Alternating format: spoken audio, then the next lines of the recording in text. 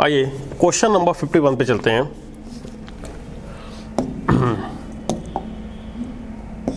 चलिए भाई,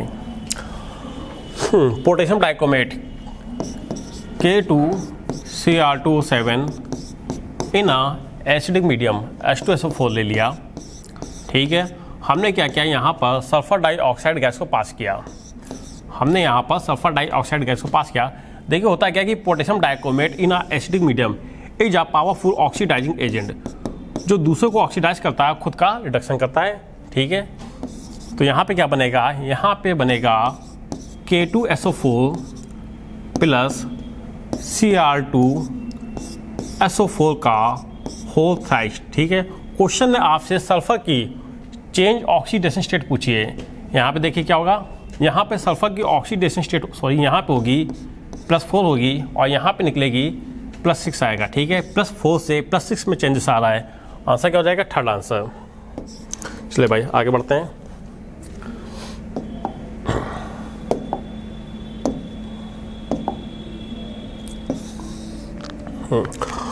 oxygen molecule is a paramagnetic because, अच्छा भाई, oxygen molecule is a paramagnetic होता है क्योंकि ये इसके पास नंबर ऑफ अनपेयर्ड इलेक्ट्रॉन होते हैं। ठीक है, MOT के अकॉर्डिंग इसके पास नंबर ऑफ अनपेयर्ड इलेक्ट्रॉन होंगे तो ये पैरामैग्नेटिक होता है। तो आंसर क्या होगा, presence of unpaired electron in a molecular orbital. बिल्कुल सही है। जो ऑक्सीजन होता है O2 होता है, ये होता है पैरामैग्नेटिक होता है, पैरामैग्नेटिक होता है due to number of unpaired electron according to MOT। ठीक है, तो आंसर क्या हो गया, फोर्थ आंसर हो गया। आगे बढ़ते हैं।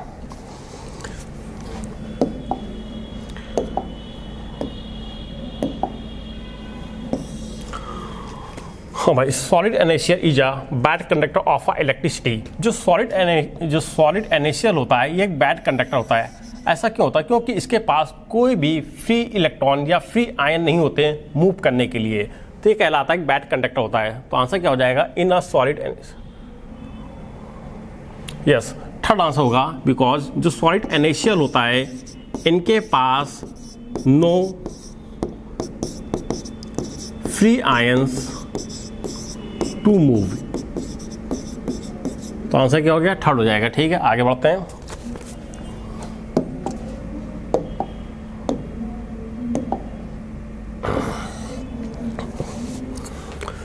Lattice energy of an ionic compound depend upon charge on the ion and size of the ion. बिल्कुल सही है। जो लैटिस एनर्जी होती है वो चार्ज के डायरेक्टली होती है और साइज के इनवर्स होती है। ठीक है, जो लैटिस एनर्जी होती है चार्ज के डायरेक्टली होती है और साइज के इनवर्स होती है। ठीक है, तो आंसर क्या हो जाएगा, फर्स्ट आंसर हो जाएगा। आगे बढ़ते हैं।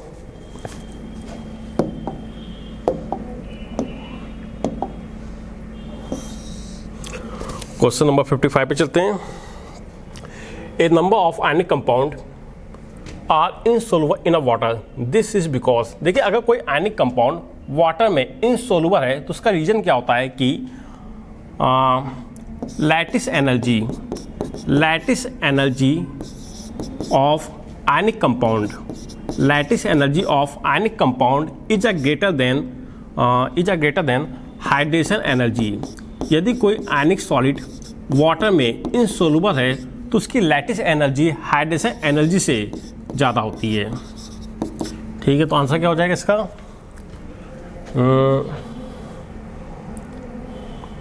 यस, फोर्थ आंसर हो जाएगा। ठीक है, आगे बढ़ते हैं। क्वेश्चन नंबर 56 पे,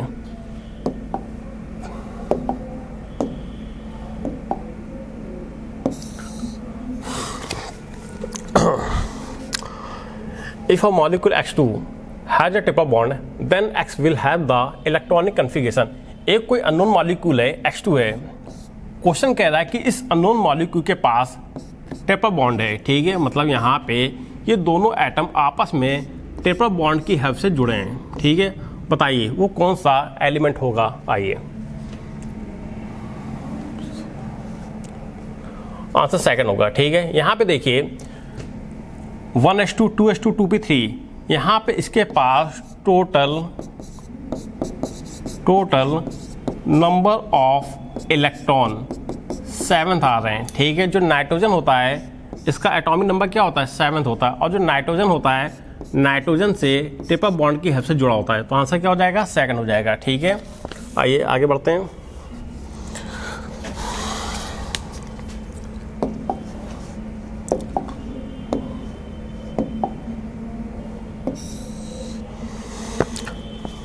question number 57, which of the following relationship is a true, bond dissociation energy of O2 and O2 minus are same. आइए हमें यहाँ पर बॉन्ड डिसोसिएशन एनर्जी बतानी है, ठीक है, किसकी ज़्यादा होगी।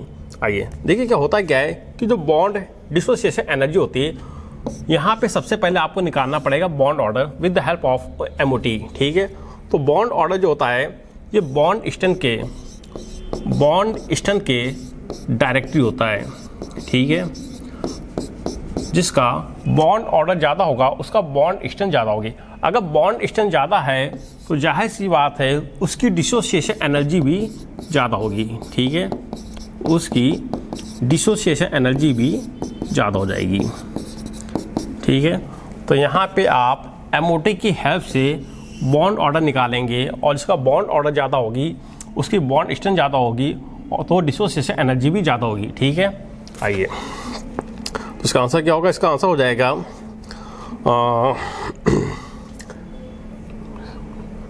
ये होगा, सेकंड आंसर होगा इसका, ठीक है। आइए आगे बढ़ते हैं। यहाँ पे इसका होगा 2.5 होगा बॉन्ड ऑर्डर और यहाँ पे इसका 2 आ जाएगा, ठीक है। चलिए आगे बढ़ते हैं।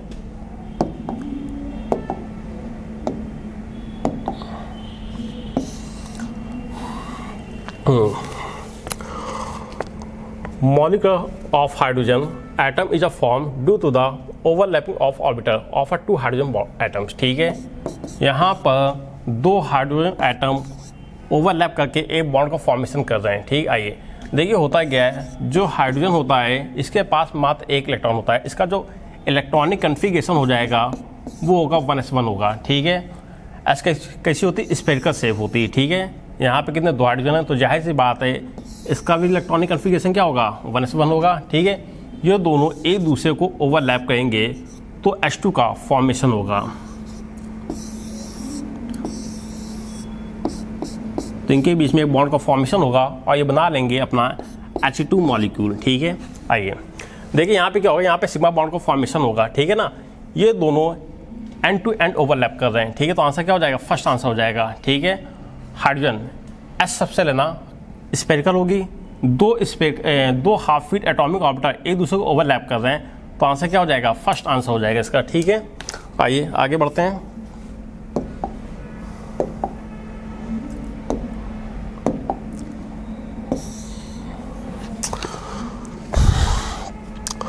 The electronic configuration of carbon is a, ठीक है। अच्छा भाई, there are 12 electron in a C2, the correct electronic configuration of C2 molecule पूछा गया है। आइए देख लेते हैं। हमें MOT की हेल्प से करेक्ट इलेक्ट्रॉनिक कन्फिगरेशन निकालना है, ठीक है। तो इसके लिए आपको MOT आनी चाहिए। देख लेते भाई, 2 4 6 8 10 दोबारा, ठीक है ना। बट यहाँ पे एक मिस्टेक है, यहाँ पे देखिए क्या है कि यहाँ पे होगा π2p x1 इक्वल टू हो जाएगा π2py1 होगा, ठीक है। यहाँ पे ही होना चाहिए, बट यहाँ पे क्या क्या कि इन्होंने दोनों इलेक्ट्रॉन एक ही ऑर्बिट में दे दिया, ऑर्बिटर में दे दिया है, ये गलत हो गया। आइए अगला देखते हैं।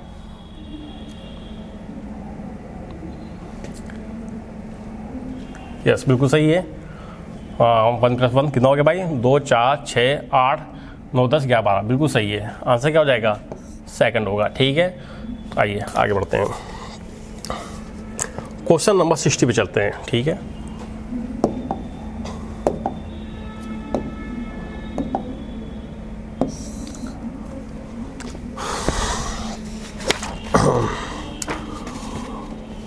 टोटल नंबर ऑफ इलेक्ट्रॉन पूछेगा आपसे। मीथेन क्या होता है, CH4 होता है। मीथेन का वेट आपको दिया गया 1.6 ग्राम दिया गया और क्वेश्चन ने आपसे टोटल नंबर ऑफ इलेक्ट्रॉन पूछे, ठीक है। तो सबसे पहले आप क्या करेंगे, इसका निकालेंगे मोल निकालने के लिए हम इसके मॉलिक्यूलर वेट से डिवाइड कर देंगे। मीथेन का मॉलिक्यूलर वेट होता है 16 होता है हमने इसके मॉलिक्यूलर वेट 16 से डिवाइड किया तो यहाँ पर इसके मोल आ गए, तो मोल आ जाएंगे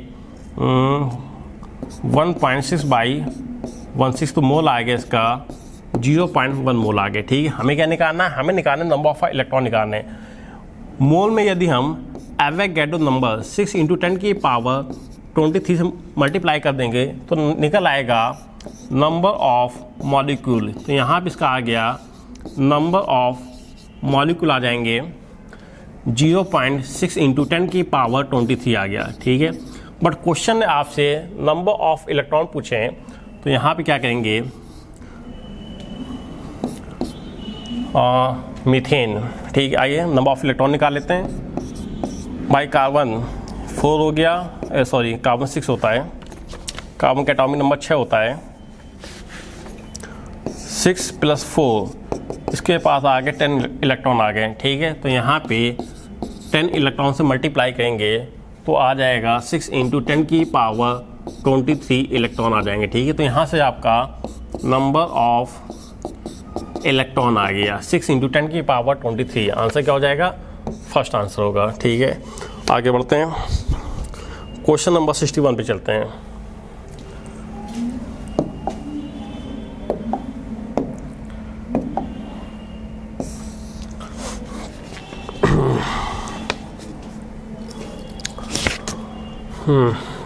ऐसे मॉलिक्यूल आपको दिया गया है, is a completely polarised, so expected value of dipole and moment is a what. Question आपसे परसेंटेज ऑफ आयनिक करेक्टर पूछा है। ठीक है, परसेंटेज ऑफ आयनिक करेक्टर निकालने के लिए net dipole moment is a given upon net dipole moment is a calculated, और यहाँ पे कर देंगे 100 से मल्टीप्लाई। ठीक है, तो यहाँ पे आपको निकल आएगा परसेंटेज ऑफ आयनिक करेक्टर निकल आएगा। ठीक है, यहाँ पे कितना दिया गया, यहाँ पे नेट डायपोल मोमेंट गिवन दिया गया है 1.03 दिया गया है, और यहाँ पे आपको डायपोल मोमेंट ऑफ कैलकुलेटेड दिया गया है 6.12 दिया गया है। ठीक है, इंटू 100 कर दिया, सॉल्व कर लेंगे इसको। सॉल्व करने पे इसका तकरीबन जो आंसर आएगा वो आएगा 16.89 के समथिंग आएगा, तो अप्रॉक्स इसका जो आंसर होगा वो हो जाएगा 17 हो जाएगा। ठीक है, आइए भाई आगे बढ़ते हैं, क्वेश्चन नंबर 62 पे चलते हैं।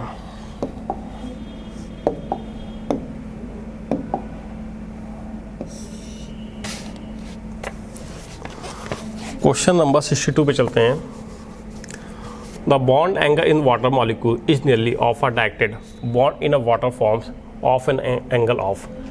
देखिए वाटर H2O। ठीक है, यहाँ पे बॉन्ड एंगल आपसे पूछा गया है।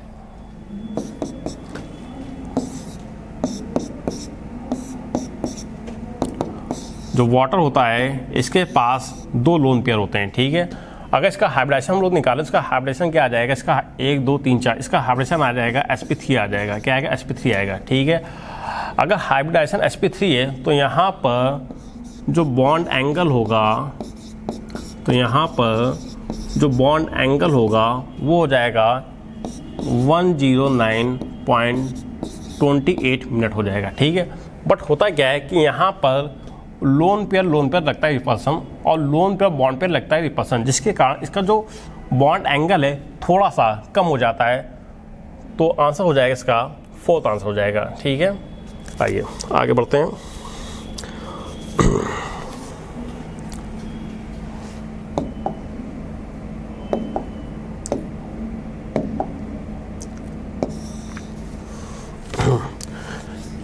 In P4O10, the second bond in PO is formed by p pi d pi back bonding। अच्छा भाई, आइए चेक कर लेते हैं इसको। P4O10 दिया गया आपको। ठीक है, देखिए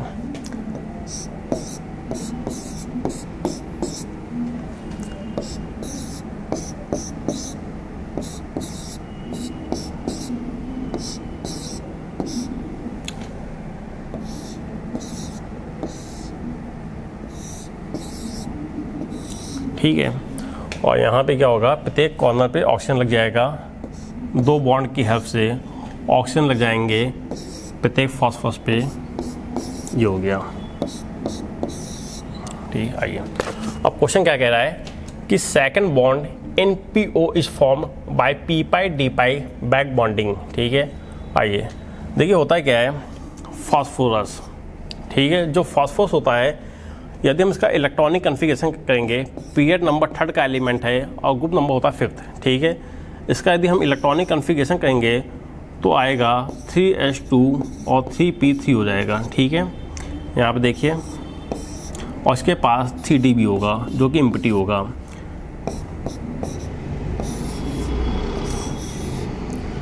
इसके पास 3 अनपेयर्ड हाफ इलेक्ट्रॉन होंगे और 3d क्या होगा, खाली हो जाएगा भैया। ये 3d है, ये खाली है। ठीक है, आइए देखिए यहाँ पे क्या है, इसके पास 3 अनपेयर्ड इलेक्ट्रॉन, इसका मतलब इसकी कोवैलेंसी कितनी होगी, 3 होगी। ठीक है, ये आपको दी गई ग्राउंड स्टेट में इसकी कोवैलेंसी 3 आ रही। ठीक है, यदि मैं इसको बाहर से एनर्जी सप्लाई करूँ तो ये वाला इलेक्ट्रॉन एक्साइट होके डी ऑर्बिटल में चला जाएगा। ठीक है, तो अब यहाँ पे देखेंगे एक्साइटेड स्टेट में इसकी जो कोवैलेंसी होगी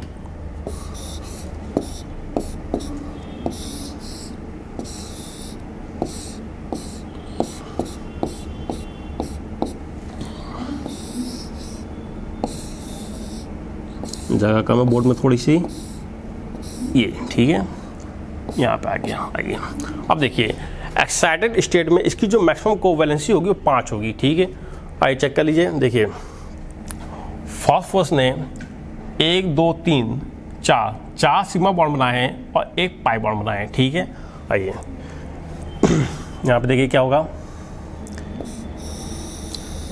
4 सिग्मा बॉन्ड है, 1 2 3 4। ठीक है, तो यहाँ पे क्या होगा, इनकी इंटरमिक्सिंग होगी और ये बना लेगा अपना sp3 हाइब्रिड ऑर्बिटर। ये बन जाएगा sp3 हाइब्रिड ऑर्बिटर बन जाएगा। अभी भी इसके पास एक प्योर डी एम्प्टी, एक pure half field D atomic orbiter होगा। ठीक है, आइए देख लीजिए भाई। देखिए जो हाइब्रिड ऑर्बिटर होते हैं ये सिग्मा बॉन्ड को फॉर्मेशन करते हैं। ठीक है, यहाँ पे इसके पास एक half field D atomic orbiter है जो कि पाई बॉन्ड में पार्टिसिपेट कर जाएगा। ठीक है, आइए यहाँ पे देख लीजिए ऑक्सीजन। जो ऑक्सीजन होता है इसका एटॉमिक नंबर 8 होता है। अगर इसका हम इलेक्ट्रॉनिक कन्फिगरेशन करेंगे तो 1s2 2s2 2p4 हो जाएगा। ठीक है, इसके वैलेंसर में टोटल 6 इलेक्ट्रॉन होंगे। ठीक है, ये देखिए यहाँ पे जो ऑक्सीजन है इसके पास 2 half field p atomic orbiter हैं। ठीक है, अब यहाँ पे देखिए क्या है, ऑक्सीजन के पास 2 half field p atomic orbiter हैं। अब ये क्या कहेगा कि यहाँ पे एक half field p atomic orbiter बनाएगा सिग्मा बॉन्ड। ठीक है, और दूसरा जो half field p atomic orbiter है ये पार्टिसिपेट करेगा पाई बॉन्ड फॉर्मेशन में। ठीक है, पाई बॉन्ड फॉर्मेशन में सल्फर का d half field atomic orbiter और ऑक्सीजन का p half field atomic orbiter participate करेंगे तो यहाँ पे बनेगा जो पाई बॉन्ड होगा वो बन जाएगा p पाई d पाई। ठीक है, तो यहाँ पे बिल्कुल सही दिया गया है p पाई d पाई। फास्फोरस और ऑक्सीजन के बीच में जो पहला बॉन्ड है वो सिग्मा बॉन्ड और जो दूसरा होगा पाई बॉन्ड बनेगा। ठीक है, तो आंसर क्या हो गया, फर्स्ट ही इसका आंसर होगा। आइए आगे बढ़ते हैं।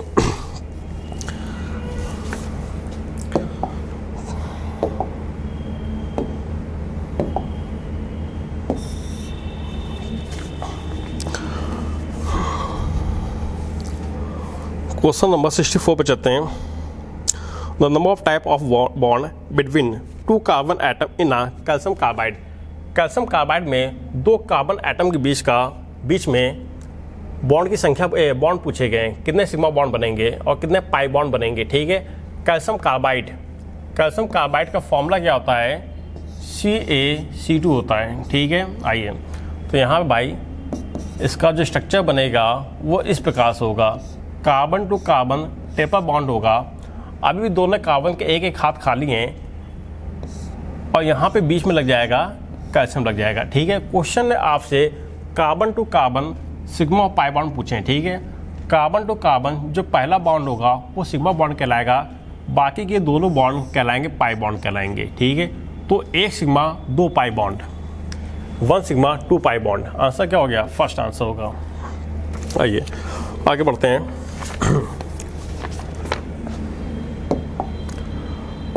क्वेश्चन नंबर 65 पे चलते हैं।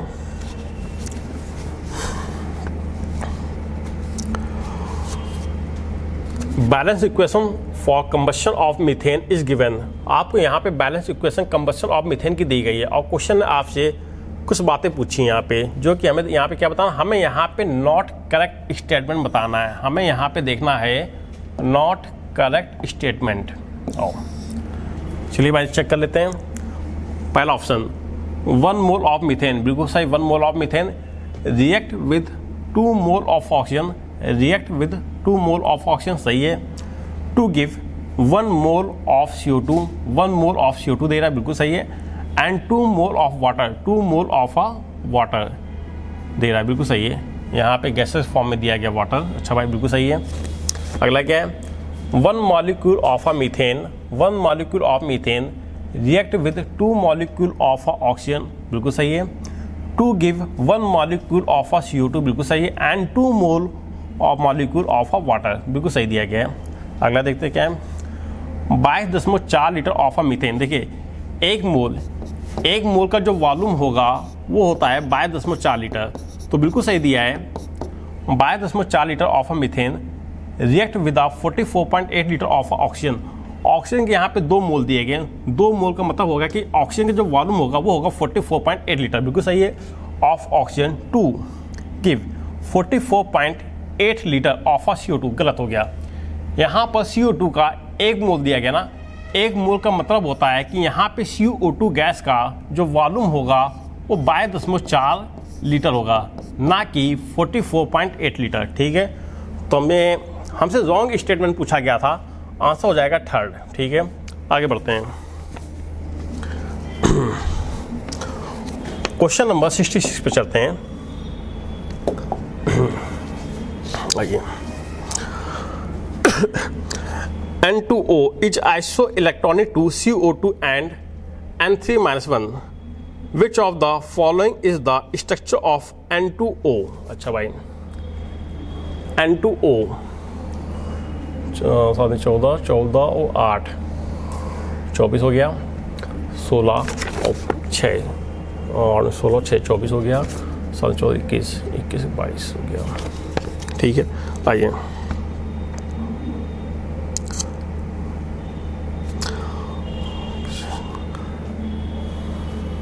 स्ट्रक्चर पूछा गया है, ठीक है ना। यहाँ पे पहले आप क्या कीजिए कि इनके क्वेश्चन ने कहा कि जो आइसो इलेक्ट्रॉनिक, इसका मतलब यहाँ पे जो N2O दिया गया है और यहाँ पे कार्बन डाइऑक्साइड और N3-1, ये आपस में क्या है? आइसो इलेक्ट्रॉनिक हैं। अच्छा भाई, ये आपस में आइसो इलेक्ट्रॉनिक हैं, ठीक है। इसका मतलब इन तीनों के पास नंबर ऑफ इलेक्ट्रॉन सेम है, ठीक है। तो यहाँ पर CO2 का जो स्ट्रक्चर होगा ये होगा, ठीक है। मतलब यहाँ पे हाइब्रिडेशन क्या हो गया? sp हो गया और ज्योमेट्री हो जाएगी लीनियर, ठीक है। अगला देख लेते हैं, N2O को देख लेते हैं, ठीक है। N2O यहाँ पर nitrogen to nitrogen, sorry N2O नहीं देखना, हमें देखना N3-1 देखना है। N3-1 को देख लेते हैं। Nitrogen to nitrogen triple bond से जुड़ेगा, ठीक है। इस पे आगे नेगेटिव चार्ज आएगा। नाइट्रोजन जो होता है ये 5th ग्रुप का एलिमेंट होता है, ठीक है। बट इस पे एक नेगेटिव चार्ज आने की वजह से इसके वैलेंस साइड में 6 इलेक्ट्रॉन हो गए। मतलब इसको भी अपना ऑक्टेट पूरा करने के लिए 2 इलेक्ट्रॉनों की कमी है, ठीक है। यहाँ पे देखिए नाइट्रोजन 5th ग्रुप का एलिमेंट है, इसके 3 half feet electron bond formation में पार्टिसिपेट कर गए। अभी भी इसके पास एक लोन पेयर है, ये क्या करेगा? अपना ये लोन पेयर इसको कोऑर्डिनेट कर देगा, ठीक है। तो यहाँ पे इसका देखिए, अगर इसकी हम बात करें हाइब्रिडाइजेशन की, तो 1 2 यहाँ पे इसका हाइब्रिडाइजेशन होगा sp और ज्योमेट्री हो जाएगी लीनियर, ठीक है। अगर ये तीनों आपस में आइसो इलेक्ट्रॉनिक हैं तो जाहिर सी बात है कि जो N2O होगा ये भी होगा लीनियर होगा, ठीक है। तो इसका जो सही स्ट्रक्चर होगा वो होगा थर्ड होगा, ठीक है। देखिए ये हो गया, ठीक है। Nitrogen to nitrogen triple bond हो गया, ठीक है। ऑक्सीजन 6th ग्रुप का एलिमेंट होता है, वैलेंस में 6 इलेक्ट्रॉन होते हैं। अब इसको अपना ऑक्टेट पूरा करने के लिए 2 इलेक्ट्रॉनों की कमी है। नाइट्रोजन के पास एक लोन पेयर होगा, ये क्या करेगा अपना लोन पेयर इसको कोऑर्डिनेट कर देगा, ठीक है। तो यहाँ पे देखिए हाइब्रिडाइजेशन हो गया, sp हो गया और ज्योमेट्री हो जाएगी, लीनियर हो जाएगी, ठीक है। तो आंसर क्या हो गया, third answer is the right answer, ठीक है। आगे बढ़ते हैं।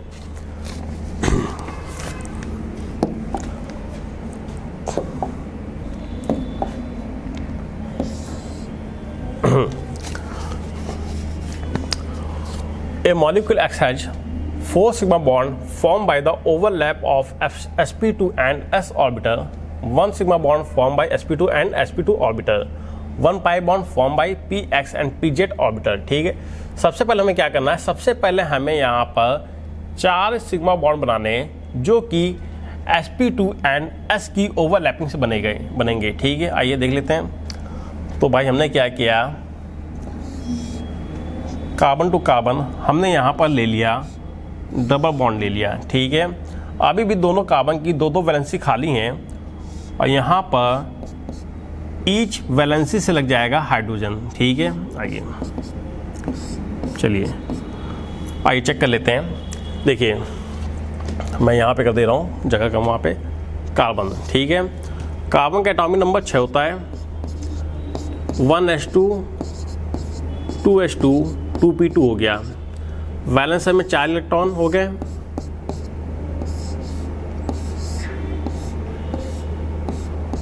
ठीक है। इसको हमने कहा दिया एक्साइड करा दिया। तो यहाँ पे देखिए अब इसकी कोवैलेंसी हो जाएगी 4 हो जाएगी।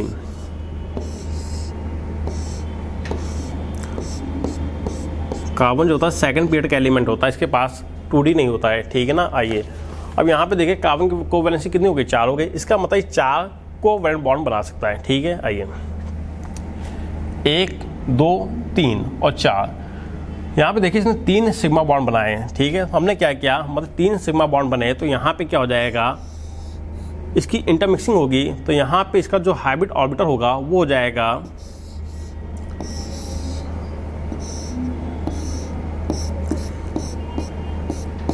sp। इसका जो हाइब्रिड ऑर्बिटर होगा वो sp2 होगा। अभी भी आप देखिए इसके पास एक pure half field p atomic orbiter होगा, ठीक है। इसको मान लो py मान लो या pz मान लीजिए, ठीक है।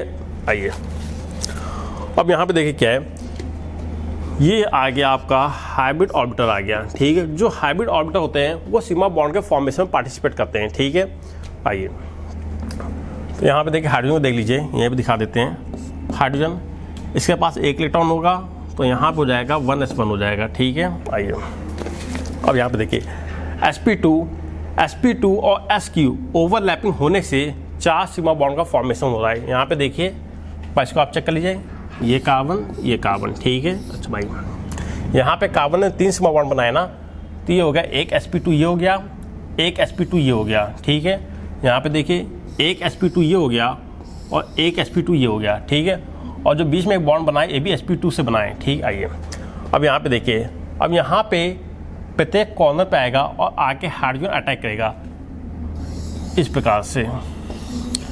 तो यहाँ पे आप देखिए sp2 और s के बीच में ओवरलैपिंग होने से सिग्मा बॉन्ड का फॉर्मेशन हो रहा है, ठीक है। तो पहला स्टेटमेंट बिल्कुल सही है।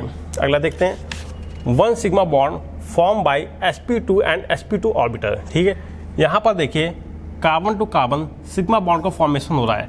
कार्बन टू कार्बन जो सिग्मा बॉन्ड का फॉर्मेशन हो रहा है वो sp2 की ओवरलैपिंग से हो रहा है, बिल्कुल सही है। 1 pi bond form bye px and pz, ठीक है। यहाँ पे देखिए इनके बीच में दूसरा पाई बॉन्ड का फॉर्मेशन हो रहा है। आपको पता है कि दोनों कार्बन के पास एक pure half field p atomic orbiter है। ये half field p atomic orbiter आपस में ओवरलैप करेगा और पाई बॉन्ड का फॉर्मेशन करेगा, ठीक है। तो यहाँ पे जो दूसरा पाई बॉन्ड बना है वो p पाई की ओवरलैपिंग से बना है, बिल्कुल सही है। तो ये क्या हो गया, C2H4 आंसर निकल आया 4th, ठीक है। आइए आगे बढ़ते हैं, क्वेश्चन नंबर 68 पे चलते हैं।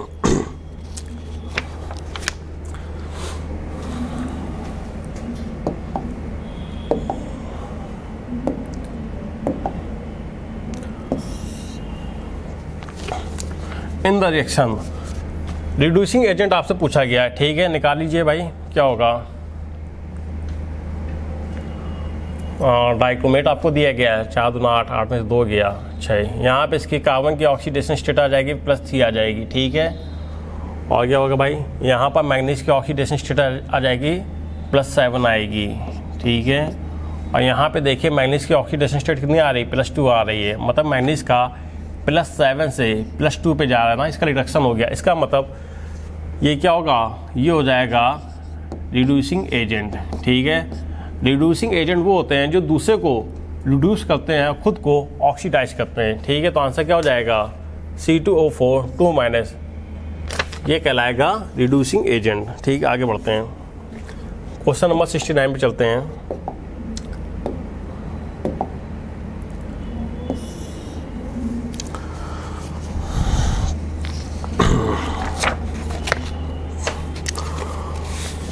The maximum number of 90-degree angle between bond pair of electron is observed in 90-degree angle between maximum number of 90-degree angle,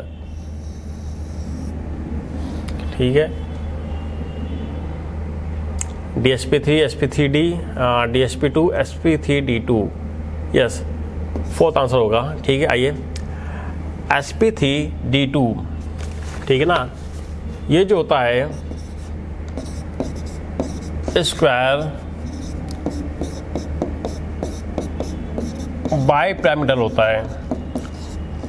और यहाँ पर 90 डिग्री के, यहाँ पर 90 डिग्री के मैक्सिमम 12 एंगल होते हैं, ठीक है। तो आंसर क्या हो गया, 4th आंसर हो गया। आइए आगे बढ़ते हैं, क्वेश्चन नंबर 70 पे चलते हैं। Which of the following molecule has the highest value of carbon bond energy, ठीक है। यहाँ पे क्वेश्चन आपसे carbon to carbon bond energy पूछी, हाइस्ट पूछी है, ठीक है। आइए पहले स्ट्रक्चर क्या होगा इसका, CH2 डबल बॉन्ड CH2 हो गया, यहाँ पर डबल बॉन्ड होगा। यहाँ पे देखिए क्या होगा, CH3 single bond CH2 single bond CH3 हो गया, यहाँ पर सिंगल बॉन्ड है। यहाँ पे देखिए क्या होगा, CH ट्रिपल बॉन्ड CH हो गया, ठीक है। और यहाँ पे हो जाएगा CH3 सिंगल बॉन्ड CH3 हो गया, ठीक है। यहाँ पे देखिए क्वेश्चन आपसे हाईएस्ट एनर्जी पूछी ना, कार्बन टू कार्बन बॉन्ड। यहाँ पे देखिए 3 बॉन्ड बने हैं, ठीक है। मतलब यहाँ पे मल्टीप्लिसिटी ज़्यादा है, यहाँ पर मल्टीप्लिसिटी ज़्यादा है। जहाँ की मल्टीप्लिसिटी ज़्यादा होती है वहाँ पर बॉन्ड स्ट्रेंथ होती ज़्यादा, और जहाँ पर बॉन्ड स्ट्रेंथ होगी ज़्यादा वहाँ पर बॉन्ड एनर्जी होती मैक्सिमम। तो आंसर क्या हो जाएगा इसका, 3rd आंसर हो जाएगा, ठीक है। अगले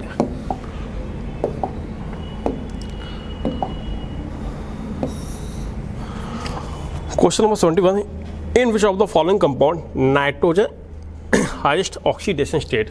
यहाँ पर नाइट्रोजन की आपसे हाईएस्ट ऑक्सीडेशन स्टेट पूछी गई, ठीक है। तो यहाँ पर आपको ऑक्सीडेशन स्टेट निकालनी पड़ेगी। तो पहला ऑप्शन क्या होगा इसका, देखिए N2H4 दिया गया है, तो N2H4 में हमें नाइट्रोजन की ऑक्सीडेशन स्टेट निकालनी है। निकालिए भाई, ये हो जाएगा 2x + 4 = 0 आ जाएगा। सो 2x = -4, x = आ गया -2 आ गया, यहाँ पर आ जाएगी -2 हो गया।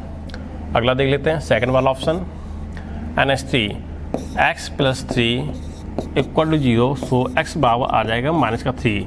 यहाँ पर ऑक्सीडेशन स्टेट आएगी -3 आएगी, ठीक है। N3H में देख लीजिए 3x + 1 3x + 1 = 0, 3x बराबर -1, x = -1/3। यहाँ पे होगी माइनस का 1/3 हो जाएगी। और 4th में देख लीजिए NH2OH दिया गया है x + 2 - 1 = 0, तो x + 1 = 0, x = आ जाएगा -1 आ जाएगा। यहाँ पे कितनी -1 है, ठीक है। यहाँ पे देखिए आंसर क्या हो जाएगा, आंसर हो जाएगा 3rd हो जाएगी, ठीक है। आइए आगे बढ़ते हैं, क्वेश्चन नंबर 72 पे चलते हैं।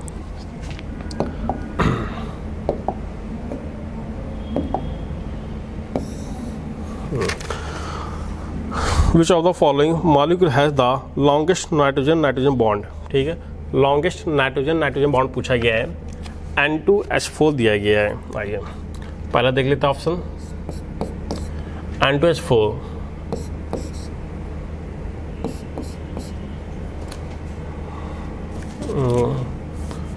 N2H4 है, अच्छा, और 2 हाइड्रोजन यहाँ पे लग गया। यहाँ पर nitrogen to nitrogen single bond का फॉर्मेशन हुआ है। ठीक है, अगला ऑप्शन देख लीजिए क्या है, N3। ये N3 नहीं होगा, यहाँ पे N2 होना चाहिए। ठीक है, N2 देख लीजिए, यहाँ पे N2 होगा, तो यहाँ पे क्या हो जाएगा, nitrogen to nitrogen triple bond का फॉर्मेशन होगा। ठीक है, अगला क्या है, N2F2 दिया गया है।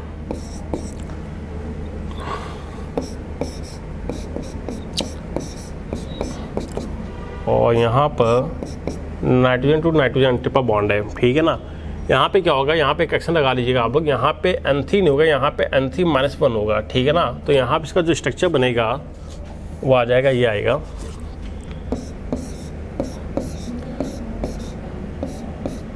ठीक है, और यहाँ पे आ गया एक निगेटिव चार्ज आ गया, इसके पास एक लोन पेयर है जिसको कोऑर्डिनेट कर देगा। ठीक है, ये बन जाएगा। तो यहाँ पे हमें क्या निकालना है, यहाँ पे हमें देखना कि has the longest nitrogen nitrogen bond हमें देखना है। ठीक है, जहाँ पर सिंगल बॉन्ड होता है वो लॉन्गेस्ट बॉन्ड कहलाता है। ठीक है, तो आंसर का क्या हो जाएगा, फर्स्ट आंसर हो जाएगा। यहाँ पे देखिए nitrogen to nitrogen single bond का फॉर्मेशन हो रहा है, तो आंसर फर्स्ट हो जाएगा। ठीक है, आगे बढ़ते हैं, क्वेश्चन नंबर 73 पे चलते हैं।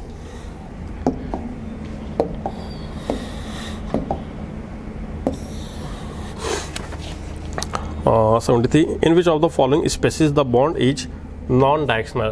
क्वेश्चन ने पूछा कि in which of the following species bond is a non directional. जो आयनिक बॉन्ड होते हैं, जो आयनिक बॉन्ड होते हैं वो होते हैं नॉन डायरेक्शनल होते हैं। ठीक है, तो यहाँ पे आप देख लीजिए कि आयनिक बॉन्ड का फॉर्मेशन कहाँ पे हुआ है, आयनिक बॉन्ड का फॉर्मेशन कहाँ पे हुआ, सेकंड वाले में हुआ, सेकंड वाले में। ठीक है, तो आंसर क्या हो जाएगा इसका, सेकंड हो जाएगा। यहाँ पे आयनिक बॉन्ड का फॉर्मेशन हुआ है जो कि नॉन डायरेक्शनल होगा। आगे बढ़ते हैं, क्वेश्चन नंबर 74 पे चलते हैं।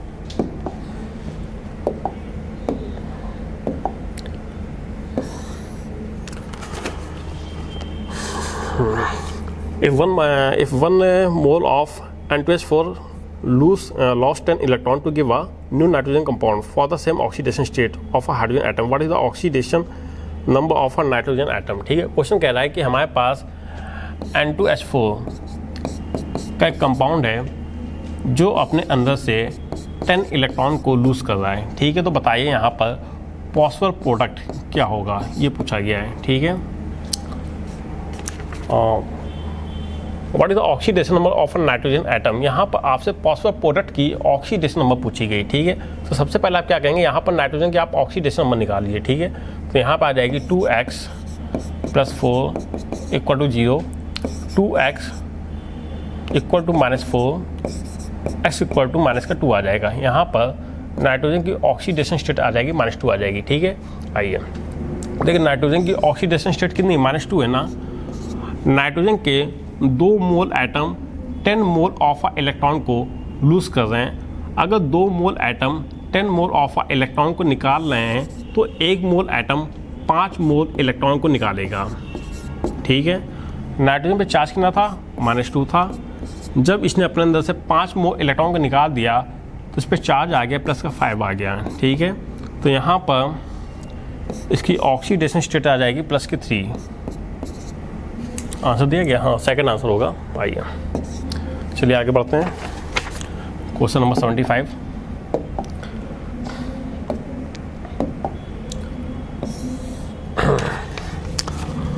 What is the former charge on carbon atom in the following two structure? यहाँ पर हमें फॉर्मल चार्ज निकालना है कार्बन का। ठीक है, आइए निकाल लीजिए। तो भाई फॉर्मल चार्ज का फॉर्मूला क्या होता है, फॉर्मल चार्ज इक्वल हो जाता है वैलेंस इलेक्ट्रॉन माइनस का lone pair electron plus bond pair electron upon 2 हो जाएगा। ठीक है, हमें यहाँ पर कार्बन का निकालना, हम पहले इसका निकालने जा रहे हैं इस वाले कार्बन का। आइए, तो valence electron carbon 4th group का एलिमेंट होता है। वैलेंस में 4 इलेक्ट्रॉन होते हैं, यहाँ पर आगे 4 आ गया, ठीक है। Lone pair of electron, carbon के ऊपर कोई भी लोन पेयर नहीं है, तो यहाँ पे कितना हो गया, 0 हो गया। प्लस बॉन्ड पे इलेक्ट्रॉन, कार्बन ने 4 बॉन्ड का फॉर्मेशन किया है, यहाँ पर जो बॉन्ड पे इलेक्ट्रॉन हो जाएंगे 8 हो जाएंगे। बॉन्ड पे इलेक्ट्रॉन कितने आगे, 8 आ गए। देखिए 1 2 3 4 5 6 7 8, ठीक है। और डिवाइडेड बाई 2 हो जाएगा, 2 चौको 8, 4 माइनस 4 आगे 0 आ गया, ठीक है। यहाँ पे कितना होगा, फॉर्मल चार्ज 0 होगा। यहाँ पे चेक कर लीजिए, ऐसे देख लीजिए, कार्बन वैलेंसर में 4 इलेक्ट्रॉन हो गए, ठीक है। और लोन पे इलेक्ट्रॉन 0 है, 0 हो गया, ठीक है। यहाँ पे देखिए बॉन्ड पे इलेक्ट्रॉन कितने होंगे, 8 होंगे ना, 1 2 3 4 5 6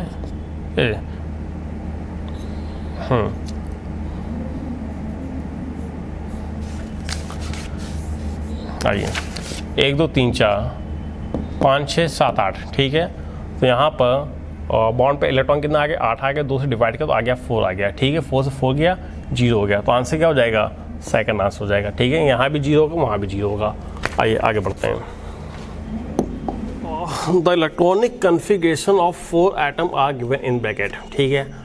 the element that would most readily form are diatomic molecule, ठीक है। आइए देख लेते हैं, इसका आंसर होगा सेकंड, ठीक है। यहाँ पे आप देखिए, इसके वैलेंसर में 7 इलेक्ट्रॉन है, ठीक है। इसके वैलेंसर में 7 इलेक्ट्रॉन है, इसे अपना ऑक्टेट पूरा करने के लिए मात्र 1 इलेक्ट्रॉन की कमी है। तो जाहिर सी बात है, ये बहुत जल्दी से 1 इलेक्ट्रॉन को एक्सेप्ट करेगा और अपना डाई एटॉमिक बनाएगा, ठीक है। तो आंसर क्या हो जाएगा, M हो जाएगा। आइए पहले दूसरी बात क्या है कि यहाँ पर ये 7th ग्रुप का एलिमेंट है, इसकी इलेक्ट्रॉन को लेने की टेंडेंसी मैक्सिमम होगी, तो ये बहुत आसानी से अपना डायटोमिक बना लेगा और अपना इलेक्ट्रॉनिक डायटोमिक बना लेगा, ठीक है ना। चलिए आगे बढ़ते हैं।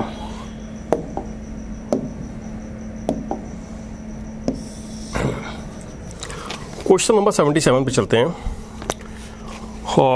ए compound of a magnesium contain 21.9% magnesium and 27.8% phosphorus दिया गया है और 50.3% oxygen. What will the simplest formula of a compound. Question ने आपसे simplest formula of a compound पूछा है, ठीक है। आइए देखिए, कोई एक अननोन कंपाउंड है जहां पर 21.9% मैग्नीशियम है। मैग्नीशियम आपको दिया गया है 21.9%, ठीक है। और आपको यहाँ पे दिया गया फास्फोरस, आपको दिया गया है 27.8% दिया गया है। ऑक्सीजन आपको दिया गया है 50.3% दिया गया है, ठीक है। आइए अब हम यहाँ पे क्या करेंगे, हम यहाँ पर इनके एटॉमिक मास से डिवाइड कर देंगे। मैग्नीशियम का एटॉमिक मास होगा 24, फास्फोरस का एटॉमिक मास 31 और ऑक्सीजन का एटॉमिक मास 16 हो जाएगा, ठीक है। तो यहाँ पे क्या होगा कि इनके मोल निकल आएंगे, यहाँ पे निकल आएगा 0.9, यहाँ भी एपॉक्स आ जाएगा 0.9 और यहाँ पे आएगा 3.14 आ गया, ठीक है। अच्छा भाई, अब यहाँ पे देखिए क्या करेंगे, हम फर्दर जो सबसे छोटी वैल्यू होगी उससे फर्दर डिवाइड करेंगे। तो यहाँ पे मैंने क्या किया, 0.9 से फर्दर डिवाइड किया, यहाँ की पे इसका सिंपलेस्ट नंबर आ गया 1 आ गया। यहाँ पर 0.9 से डिवाइड करेंगे तो सिंपलेस्ट नंबर आ जाएगा 1 आ जाएगा। और यहाँ पर जब हम 0.9 से डिवाइड करेंगे तो उसका जो सिंपलेस्ट नंबर होगा वो आ जाएगा 3.48 के समथिंग आ जाएगा, ठीक है। ये आ गया। अच्छा भाई, अब देखिए होता क्या है कि मॉलिक्यूल के अंदर जो एटम होते हैं वो होल नंबर में होते हैं, ठीक ना। यहाँ पे किसमें, फ्रैक्शन में।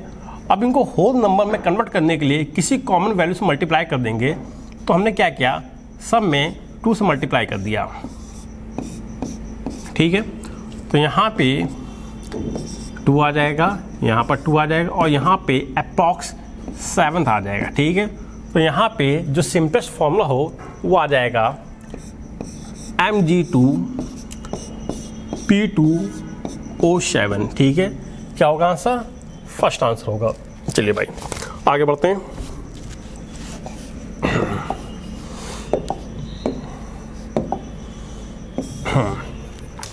क्वेश्चन नंबर 78 पे चलते हैं। One atom of an element weight, अच्छा भाई, how many number of a gram atom, ठीक है, इन 20। आइए क्वेश्चन ने आपसे गाम एटम पूछे हैं। गाम एटम मतलब क्वेश्चन ने आपसे एटम के मोल पूछे हैं, ठीक। आइए देखिए क्या होता है। देखिए होता क्या है कि mass of one atom equal हो जाता है atomic mass upon Avogadro number 6 × 10⁻23, ठीक है। क्वेश्चन ने यहाँ पर आपको मास ऑफ वन एटम दिया है 3.32 × 10⁻⁻23, ठीक है। यदि हम गिवन मास में एवोगैड्रो नंबर से मल्टीप्लाई कर देंगे तो हमारा एटॉमिक मास आ जाएगा। तो यहाँ से आपका एटॉमिक मास ऑफ एलिमेंट आ जाएगा, कितना दिया गया है, 3.32 × 10⁻⁻23 इंटू एवोगैड्रो नंबर की वैल्यू 6 × 10⁻23, ठीक है। जब यहाँ पे मल्टीप्लाई होगा तो इसका एटॉमिक मास आएगा करीब 20, अप्रॉक्स 20 आ जाएगा, ठीक है। आइए अब देखिए क्वेश्चन ने क्या किया है। क्वेश्चन ने यहाँ पे आपको वेट दे रखा है, एटॉमिक मास आपने निकाल लिया है, ठीक है। तो मोल आ जाएगा, mole equal to weight in kg में दिया गया है, उसको हम ग्राम में कन्वर्ट कर लेंगे, wait in gram upon atomic weight, ठीक है। तो वेट कितना दिया गया है, 20 kg, 20 हो गया। ग्राम में कन्वर्ट करने के लिए 10⁻³ से मल्टीप्लाई होगा अपॉन नीचे कितना आ जाएगा, 20 आ जाएगा। तो ये डिवाइड हो जाएगा, तो यहाँ पे मोल आपके आ जाएंगे 1000 मोल ऑफ एटम आ जाएगा, ठीक है। आंसर क्या होगा, 4th आंसर होगा, ठीक है। आगे बढ़ते हैं, क्वेश्चन नंबर 79 पे चलते हैं।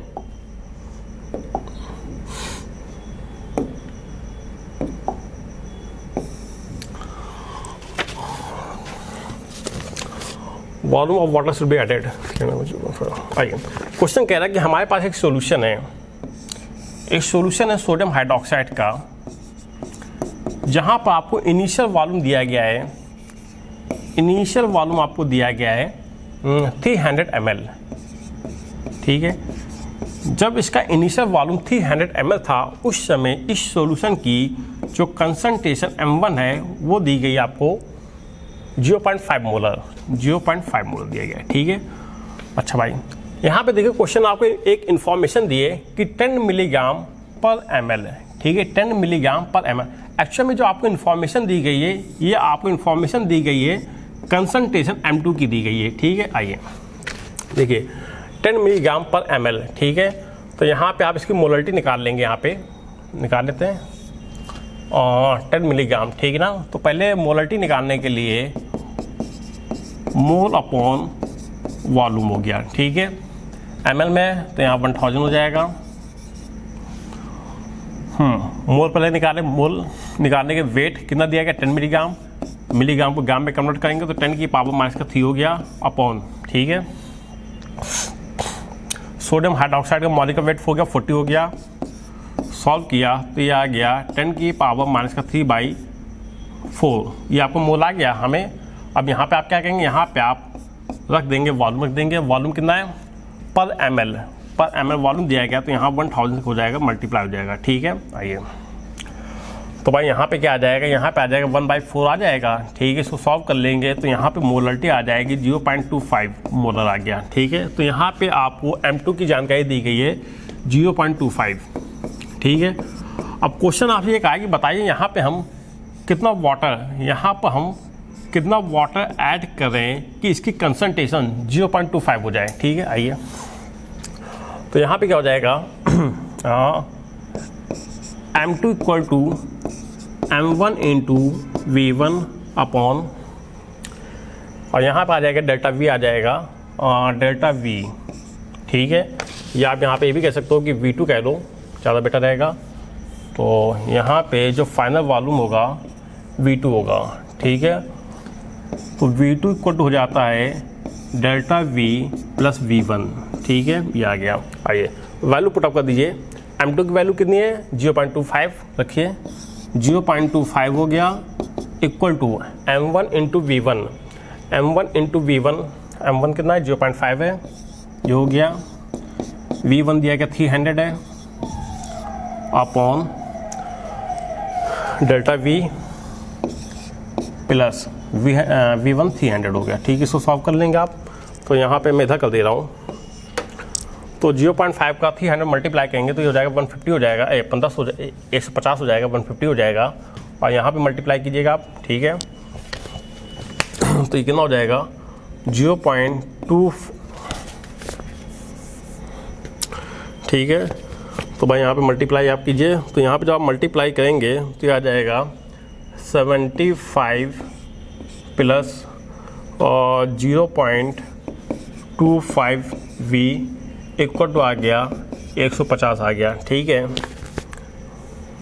आइए, तो यहाँ पर 0.25V इक्वल टू आ जाएगा, ये यहाँ पे चला गया भाई कितना, तो यहाँ पे आ जाएगा 75 आ जाएगा।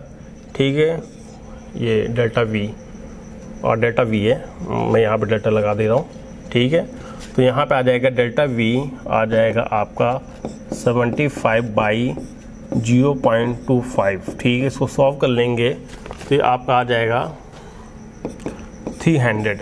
ठीक है, हाँ भाई, तो यहाँ पे कितना आ गया 300। आंसर क्या हो गया, सेकंड आंसर हो गया। ठीक है ना, क्वेश्चन ने आपसे V2 नहीं पूछा था, क्वेश्चन ने आपसे ये पूछा था कि what volume of a water should be added, हम कितना पानी डालें।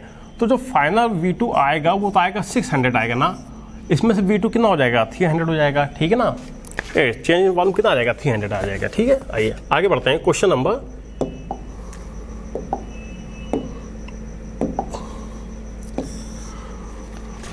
Which of the following shape of a SF4 is a more stable and why? ठीक है, due to 3 loan pair bond पे पर्सन एट 90, गलत, पहला गलत है भाई, बिल्कुल गलत दिया। अगला देखते हैं क्या है, due to loan pair bond पे रिपर्सन, सेकंड में लोन पे बॉन्ड पे रिपर्सन, यस सेकंड आंसर सही होगा। यहाँ पर क्या होगा, second due to loan pair bond पे रिपर्सन मिनिमम। ठीक है ना, सेकंड वाले जो स्ट्रक्चर में यहाँ पर जो लोन पे बॉन्ड पे जो रिपर्सन वो मिनिमम हो रहा है। ठीक है ना, यही रीजन कि इसकी स्टेबिलिटी ज़्यादा हो जाएगी। आंसर क्या हो गया, सेकंड हो गया। आगे बढ़ते हैं।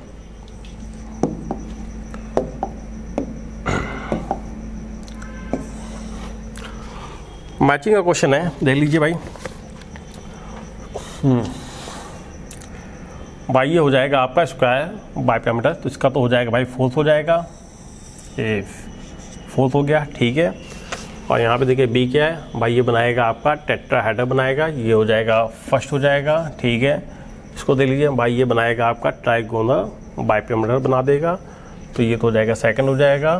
ठीक है, और BCl3 ये बनाएगा ट्रायंगुलर। ठीक है, तो ये हो जाएगा थर्ड हो जाएगा। ठीक है, तो आंसर कौन सा निकल रहा है, ए का फोर्थ हो गया, बी का फर्स्ट हो गया, सी का सेकंड हो गया, डी का बिल्कुल सही सेकंड आंसर। ठीक है, चलिए आगे बढ़ते हैं।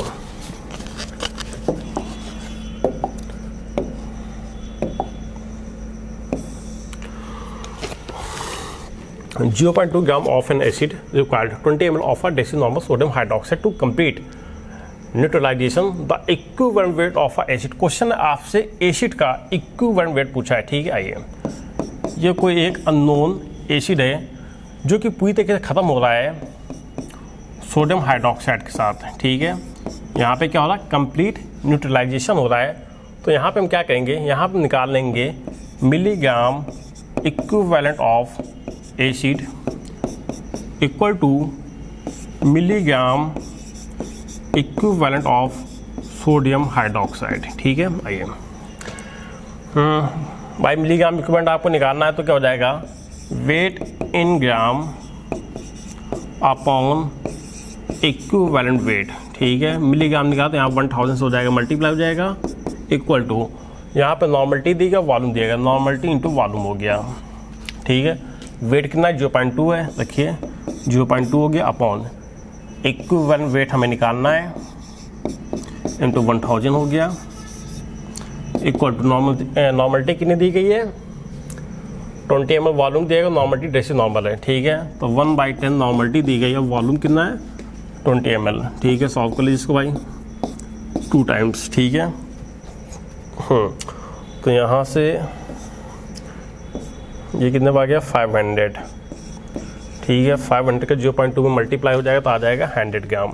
आंसर कितना आ जाएगा 100 ग्राम आ जाएगा, ठीक है। आइए आगे बढ़ते हैं और क्वेश्चन नंबर 82 पे चलते हैं।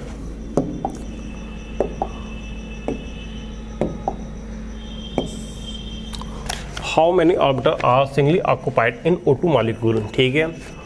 O2 फर्स्ट आंसर लगाएगा अकॉर्डिंग टू MOT, ठीक है। क्या हो जाएगा, जब आप MOT की हेल्प से इसका इलेक्ट्रॉनिक कन्फिगरेशन करेंगे तो वहाँ पे आप देखेंगे कि इसके पास 2 सिंगली ऑक्यूपाइड होते हैं, ठीक है। आंसर क्या हो गया, फर्स्ट हो गया। आगे बढ़ते हैं। जब भी इसे हम पैरामैग्नेटिक कहते हैं, ठीक है ना। आइए क्वेश्चन नंबर 84 पे आ जाइए, ठीक है। The shape of water molecule which could be tetrahedral has a bent or distorted tetrahedral shape without bond angle, ठीक है। What could be the reason for this. Lone pair repulsion and lone pair bond pair, बिल्कुल सही। First answer बिल्कुल सही होगा। चलिए भाई आगे बढ़ते हैं।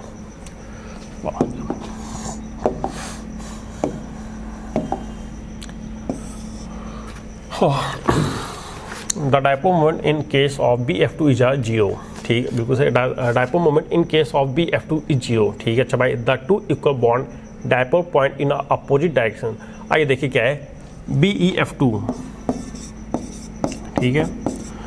यहाँ पे देखिए क्या होगा,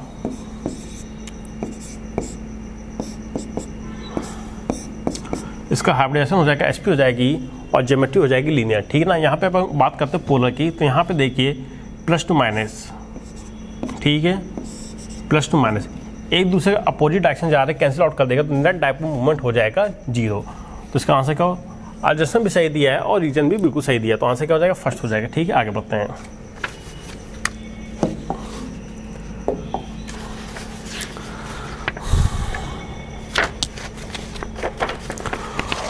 the correct order of decreasing bond length, ठीक है। आइए देखिए, जो बॉन्ड लेंथ होती है ना, जो बॉन्ड लेंथ होती है वो बॉन्ड ऑर्डर के इनवर्स होती है, ठीक है। यहाँ पर जो बॉन्ड लेंथ होती है वो बॉन्ड ऑर्डर के इनवर्स होती है, ठीक है। तो भाई यहाँ पे आप क्या कहेंगे, यहाँ पे आपको पहले बॉन्ड ऑर्डर निकालना पड़ेगा, ठीक। तो MOT की हेल्प से आप इसका बॉन्ड ऑर्डर निकाल सकते हैं, ठीक है। तो मैं आपको बता दे रहा हूँ कि यहाँ पे इसका बॉन्ड ऑर्डर क्या होगा, वो आप निकाल लेंगे। यहाँ पे इसका जो बॉन्ड ऑर्डर आएगा CO3-2 का, CO3-2 का बॉन्ड ऑर्डर आता है 1.33, ठीक है। ये क्या है, बॉन्ड ऑर्डर है। और क्या दिया गया, CO2 दिया गया, CO2 और कार्बन डाइऑक्साइड, ठीक है। यहाँ पे CO2 का जो बॉन्ड ऑर्डर आता है वो आएगा 2 आएगा और CO का आता है 3 आता है, ठीक है। अब यहाँ पे आप देखिए, जो बॉन्ड ऑर्डर होता है वो बॉन्ड लेंथ के इनवर्स होता है, मतलब जिनका बॉन्ड ऑर्डर ज़्यादा उनकी बॉन्ड लेंथ कम, तो आंसर क्या हो जाएगा, सेकंड आंसर, ठीक है। आइए आगे बढ़ते हैं।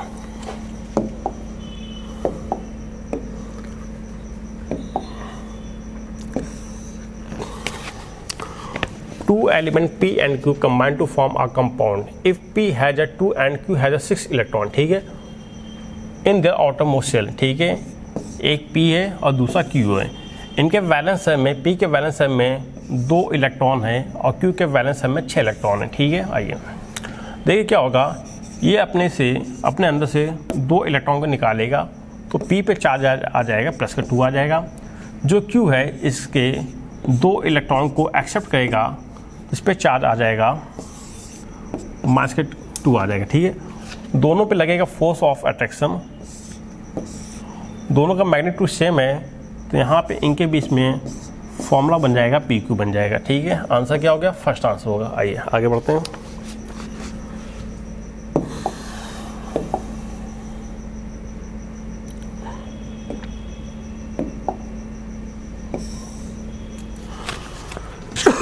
क्वेश्चन नंबर 88 पे चलते हैं। Though covalent in nature methanol in fluid water why. अच्छा O2, हाँ कौन सा, O2 गैस प्रोड्यूस। आइए भाई देख लेते हैं। O2 gas produce by the reaction of 2.4 gram of potassium chlorate, ठीक है। यहाँ पे आपको दिया गया है पोटेशियम क्लोरेट KClO3 दिया गया है, ठीक है। जब उसको हीट करेंगे तो डिकम्पोज हो जाएगा KCl प्लस और यहाँ पे निकलेगी O2 गैस निकलेगी, रिलीज होगी, ठीक है। अच्छा भाई, रिएक्शन को बैलेंस करने के लिए यहाँ पे 3 से मल्टीप्लाई करेंगे, ठीक है। तो यहाँ पे मल्टीप्लाई हो जाएगा 2 से, तो यहाँ पे मल्टीप्लाई हो जाएगा 2 से हो जाएगा, ठीक है। यहाँ तक क्लियर। आइए, पोटेशियम क्लोरेट का वेट आपको दिया गया 2.45 ग्राम दिया गया है, इसका वेट आपको दिया गया 2.45 ग्राम दिया गया है, ठीक है भाई। फिर क्वेश्चन क्या कह रहा है, H2 gas was obtain by the reaction zinc and dilute H2SO4, ठीक है। क्वेश्चन ने क्या कहा है कि जब हमने यहाँ पर जिंक की रिएक्शन डायल्यूट H2SO4 के साथ कराएंगे तो यहाँ पे क्या होगा, ये बना लेगा अपना जिंक सल्फेट और यहाँ पर H2 गैस रिलीज होगी, ठीक है। अच्छा भाई, फिर देखिए क्या है, what wait of a zinc is required for the production of this H2 gas, ठीक है। अच्छा भाई, क्वेश्चन ने आपसे जिंक का वेट पूछा है, ठीक है।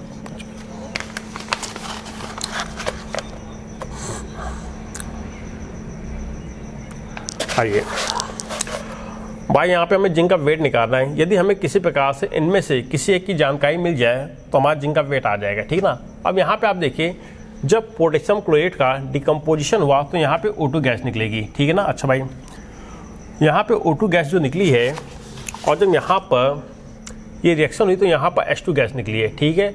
ये दोनों जब आपस में रिएक्ट करेंगे तो O2 प्लस H2 जब आपस में रिएक्ट करेंगे तो H2 का फॉर्मेशन होगा यहाँ पर, ठीक है। आइए, अब देखिए क्या है, अगर यहाँ पर भाई यहाँ देखिए आपको O2 की जानकारी मिल जाएगी, इस O2 की जानकारी को उठा के यहाँ पर रखेंगे तो H2 की जानकारी आ जाएगी, इस H2 की जानकारी को उठा के आप यहाँ पर रखेंगे तो जिंक का वेट आ जाएगा, ठीक है। आइए निकाल लेते हैं। यहाँ पे देखिए क्या है कि इसका वेट दिया गया है, यदि हम इसके मॉलिक्यूलर वेट से डिवाइड कर देंगे तो इसका मोल आ जाएगा, ठीक है। हमने क्या किया, मैं थोड़ा इधर कर दे रहा हूँ, हमने इसके मॉलिक्यूलर वेट से डिवाइड कर दिया। हमने यहाँ पर इसके मॉलिक्यूलर वेट से डिवाइड कर देंगे हम, जो कि दिया गया है 122.5, ठीक है। तो इसके मोल आ जाएंगे 0.02 मोल आ गए, इसके मोल आ गए 0.02 मोल आ गए, ठीक है। अब यहाँ पे देखिए क्या है, जब 2 मोल पोटेशियम क्लोरेट डिकम्पोज होता है तो 3 मोल का फॉर्मेशन होता है। अगर 0.02 मोल जाएंगे तो यहाँ पर बनेगा, तो यहाँ पे आ जाएगा 0.02 × 3/2, ठीक है। तो यहाँ पे आ जाएंगे 0.03 मोल, ठीक है। अब यहाँ पे आप देखिए कि यहाँ पर हमें 0.03 मोल, यहाँ पर हमें O2 के मोल मिल गए 0.03 मोल मिल गए, ठीक है। अब O2 के मोल को उठा के आप यहाँ पर रखेंगे, ठीक है। कितना, 0.03। पहले देख लीजिए कि आपकी रिएक्शन बैलेंस है कि नहीं बैलेंस है। रिएक्शन आपकी बैलेंस नहीं है, बैलेंस करने के लिए आप क्या करेंगे, यहाँ पर आप 2 से मल्टीप्लाई कर दीजिए, ठीक है। 2 से मल्टीप्लाई कर दिया, अब आप यहाँ पे 2 से मल्टीप्लाई कर दीजिए, रिएक्शन आपकी बैलेंस हो गई, ठीक है। आइए, 1 मोल O2 का जाता है तो 2 मोल H2 बनते हैं। अगर इतने मोल जाएंगे तो ये बनेगा 0.06 मोल, ठीक है। यहाँ पे H2 मोल आ गए 0.06, उठा के आप यहाँ पे रख दीजिए, ठीक है। ये हो गया। आइए, अब यहाँ पे देखिए रिएक्शन बैलेंस आपकी है।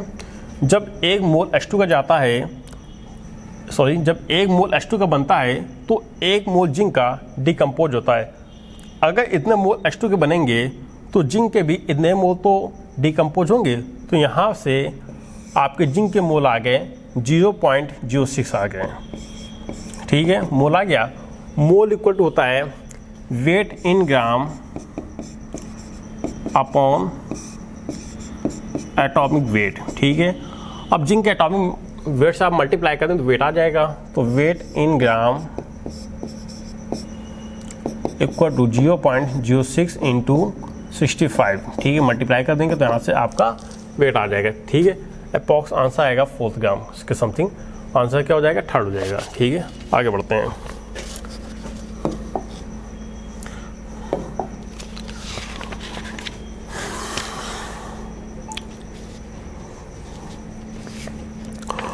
दो covalent in a nature, methanol is a soluble in a water. Why? भाई मिथेनॉल वाटर में सोल्यूबल है, क्यों होता है? क्योंकि यहाँ पे होती है हाइड्रोजन बॉन्डिंग होती है। क्या होती है यहाँ पे? हाइड्रोजन बॉन्डिंग होती है। देखिए मिथेनॉल वाटर में सोल्यूबल है, इसका रीजन क्या होता है कि वाटर के पास भी हाइड्रोजन बॉन्डिंग होती है और मिथेनॉल के पास भी होती है। ठीक है, तो आंसर क्या हो गया? सेकंड हो गया। आगे बढ़ते हैं।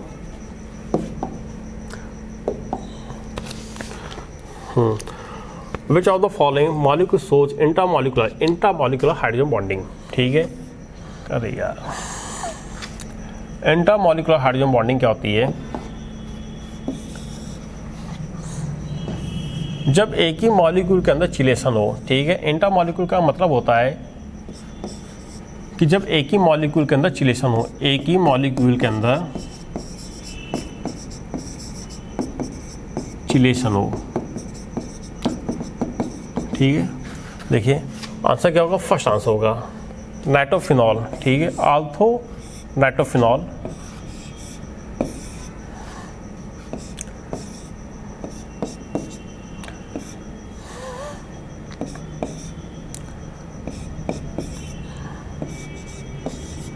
ठीक है, ये देखिए यहाँ पे होता है चिलेशन होता है। ठीक है, दिस इज कॉल्ड इंट्रामॉलिक्यूलर। तो आंसर क्या हो जाएगा इसका? फर्स्ट हो जाएगा आल्थो नाइट्रोफिनॉल। आगे बढ़ते हैं।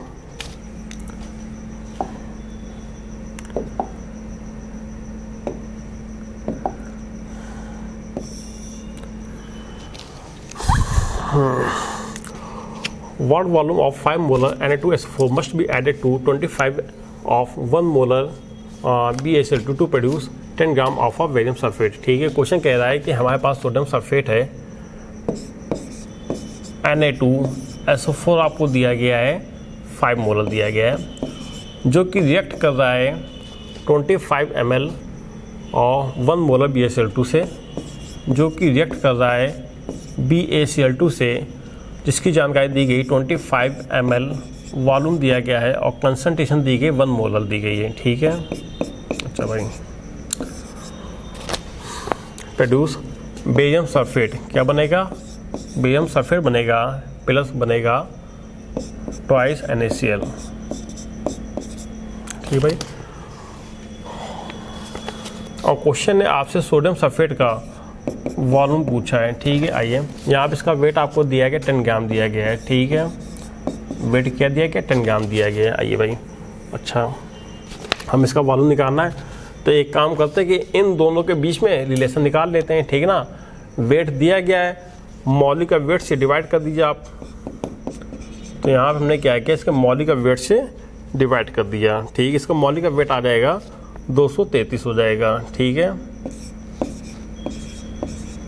जब आप इसको डिवाइड करेंगे तो यहाँ पे इसके मोल आ जाएंगे 0.0429 इसके मोल आ जाएंगे। ठीक है, इसके मोल आ गए।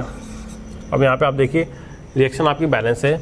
जब एक मोल बेरियम सल्फेट का फॉर्मेशन होता है तो एक मोल सोडियम सल्फेट डिकम्पोज होता है। यदि इतने मोल का फॉर्मेशन होगा तो इतने मोल डिकम्पोज होंगे। तो हम कह सकते हैं कि जो सोडियम सल्फेट इसके मोल आ गए 0.0429 इसके मोल आ गए। हमें क्या निकालना है? वॉल्यूम निकालना है। ठीक है ना, आइए ये क्या आ गए? मोल आ गए। अब देखिए यहाँ पे आपको मोलरिटी दी गई है। ठीक है ना, तो निकाल लीजिए। मोलरिटी इक्वल टू क्या होता है? Mole upon volume. ठीक है, मोल अपॉन वॉल्यूम इन ml में निकालना है। तो यहाँ पे क्या करेंगे? 1000 से कर देंगे मल्टीप्लाई। ठीक है, आइए मोलरिटी कितनी? 5 है, तो यहाँ पे भैया इसके वॉल्यूम आ जाएगा। मैं यहाँ कर दे रहा हूँ वॉल्यूम इन ml, ये आ जाएगा। मोल कितना है? 0.0429, 1000 से मल्टीप्लाई कर देंगे। आइए सॉल्व कर लेते इसको। तो यहाँ पे जब करेंगे तो ये आ जाएगा तो 42 मल्टीप्लाई आप लोग कर लीजिएगा, चाहे 42.9 से मल्टीप्लाई किया और यहाँ पर मोलरिटी कितनी दी गई? 5 दी गई। ठीक है, यहाँ पे 5 से आप डिवाइड कर दोगे। कुछ नहीं था, एक सिंपल सा कैलकुलेशन था यहाँ पे, इसको आप कर लेंगे तो यहाँ पे आपका इसका वॉल्यूम आ जाएगा। ठीक है ना, वॉल्यूम कितना आ जाएगा इसका भाई? इसका वॉल्यूम अप्रॉक्स आ जाएगा 1। ठीक है, अप्रॉक्स कितना आएगा फर्स्ट के लमसम, ठीक है। आइए आगे बढ़ते हैं, क्वेश्चन नंबर 92 पे चलते हैं।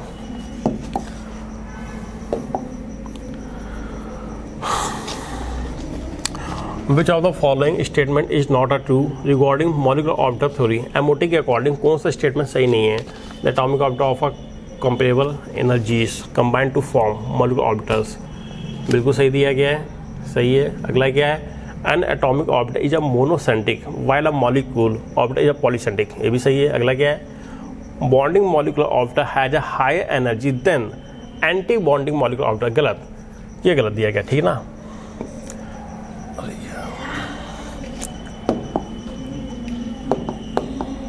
ठीक है, आइए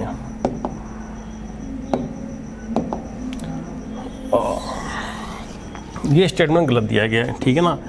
यहाँ पे इन्होंने क्या कहा, bonding molecular orbiter has a high energy. बाकी अगर देखा जाए तो बॉन्डिंग मॉलिक्यूलर ऑर्बिटर होता है, ये हाई एनर्जी नहीं होती, ये होती लोअर एनर्जी होती है than to antibonding molecular orbiter, ठीक है ना। ये गलत स्टेटमेंट है। आगे बढ़ते हैं।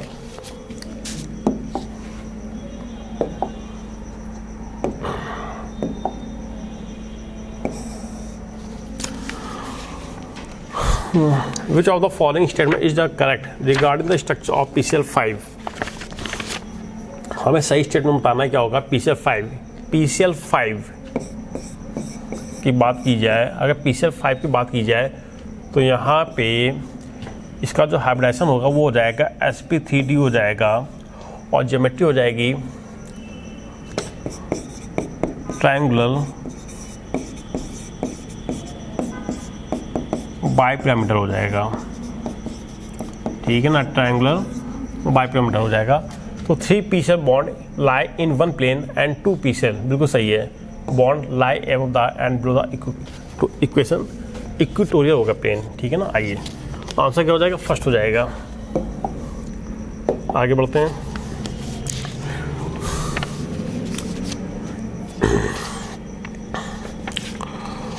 The molecule like Br5 and XeOF4 are square pyramidal in a shape. What is the type of hybridization shown in these molecule? Fourth answer होगा इसका, ठीक ना। क्या होगा यार ये बाबा, क्या गड़बड़ हो रही भाई, दिमाग से पता है। आइए क्या हो जाएगा, फोर्थ आंसर हो जाएगा, ठीक है। आइए आगे बढ़ते हैं, क्वेश्चन नंबर 95 पे चलते हैं।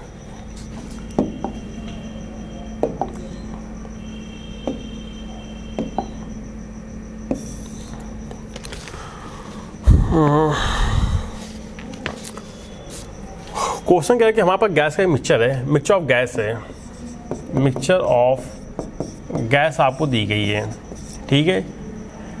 ये जो मिक्सचर ऑफ अ गैस है इसका आपको टोटल वॉल्यूम दिया गया है 1 लीटर। टोटल वॉल्यूम आपको दिया गया है, टोटल वॉल्यूम आपको दिया गया है 1 लीटर दिया गया है, ठीक है, आपको दिया गया है। फिर क्वेश्चन ने कहा भाई देखिए जो मिक्सचर ऑफ गैस है ये कई गैसों मिलकर बनी होगी, तो इसमें पर्टिकुलर किसी एक गैस का वॉल्यूम आपको दिया गया परसेंटेज में, ठीक है। तो हमें किसी एक गैस का वॉल्यूम ऑफ अ गैस हमें दिया गया है 0.06% दिया गया है, ठीक है। परसेंट को फ्रैक्शनल में कन्वर्ट करने के लिए हम क्या करेंगे, 100 से डिवाइड कर दीजिए, ठीक है। हमने इसको क्या किया, 100 से डिवाइड कर दिया, तो यहाँ पे हमारा जो वॉल्यूम होगा वो फ्रैक्शनल में आ जाएगा, ठीक है ना। 6 × 10⁻⁻⁴ लीटर आ गया, ठीक है, ये आ गया। अब क्वेश्चन ने आपसे नंबर ऑफ मॉलिक्यूल्स पूछे, ठीक। आइए यहाँ पे देखिए आपका वॉल्यूम आ गया ना, हमें क्या निकालना, नंबर ऑफ मॉलिक्यूल्स निकालना है। अच्छा भाई जो गैस आपको दी गई वो STP पे दी गई है ना, तो ठीक है। तो यहाँ पर हो जाएगा mole equal to volume upon 22.4, ठीक है। अच्छा भाई तो यहाँ से मोल आ जाएगा, मोल में आप क्या कहेंगे, एवोगैड्रो नंबर से मल्टीप्लाई कर देंगे तो नंबर ऑफ मॉलिक्यूल आ जाएगा, ठीक है, ठीक है। तो आइए वॉल्यूम कितना है 6 × 10⁻⁻⁴ अपॉन 22.4 से डिवाइड करोगे और एवोगैड्रो नंबर 6 × 10⁻23 से मल्टीप्लाई कर दोगे तो यहाँ पे मॉलिक्यूल आ जाएंगे, नंबर ऑफ मॉलिक्यूल आ जाएगा, ठीक है। सॉल्व करेंगे तो आंसर आएगा 4, ठीक है। आगे बढ़ते हैं, चलिए भाई।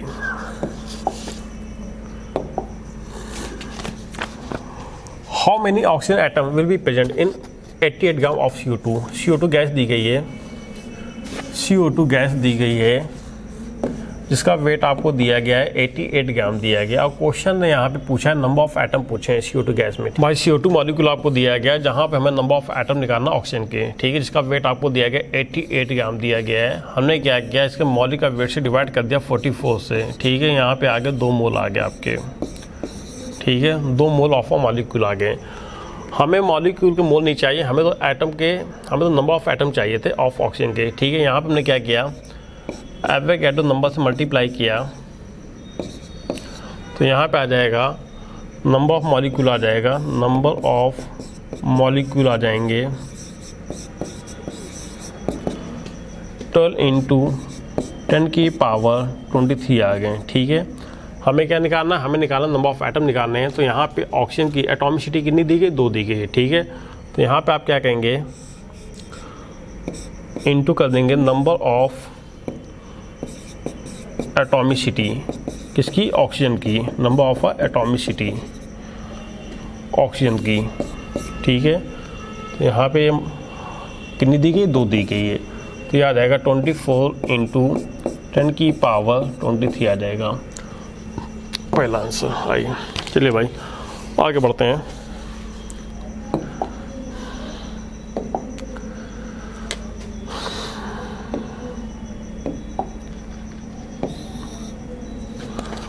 The molality of urea solution in which, अच्छा भाई, इज एडेड।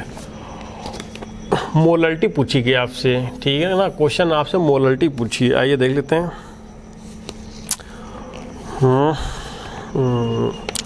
तो मोलैलिटी निकालने फॉर्मूला क्या हो जाएगा, मोलैलिटी इक्वल हो जाएगा, मोलैलिटी निकालनी ना, हाँ, mole of solute, mole of solute upon mass of solvent, ठीक है, इन kg।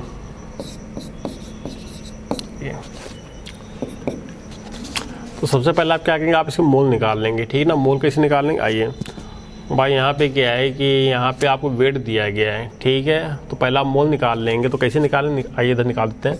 तो मोल इक्वल हो जाएगा wait in gram upon molecular weight हो जाएगा, ठीक है।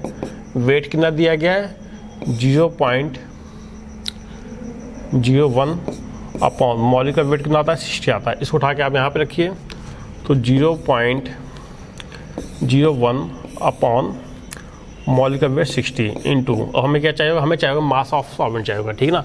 यहाँ पे देखिए क्वेश्चन आपको दिया है 0.3 डेसीमीटर क्यूब ऑफ वाटर, मतलब क्वेश्चन यहाँ पे आपको वाटर का वॉल्यूम दिया गया है, ठीक है, लिक्विड का वॉल्यूम दिया गया है। तो आप मास निकाल सकते हैं, कैसे निकालेंगे, देखिए याद रखिए, volume of liquid equal to होता है मास अपॉन डेंसिटी ग्राम पर ml, ठीक है। तो यहाँ से आपका मास आ जाएगा, ठीक है। आइए, तो यहाँ पे जब आप इसको सॉल्व करेंगे तो इसका मास आ जाएगा 0.3 आ जाएगा, ठीक है। आइए, इसको सॉल्व करने पे आपका आंसर आ जाएगा, थर्ड आंसर आएगा इसका, ठीक है। सॉल्व करने पे आंसर आ जाएगा 5.55 इंटू 10 की पावर -4 मोलल, ठीक है। आइए आगे बढ़ते हैं।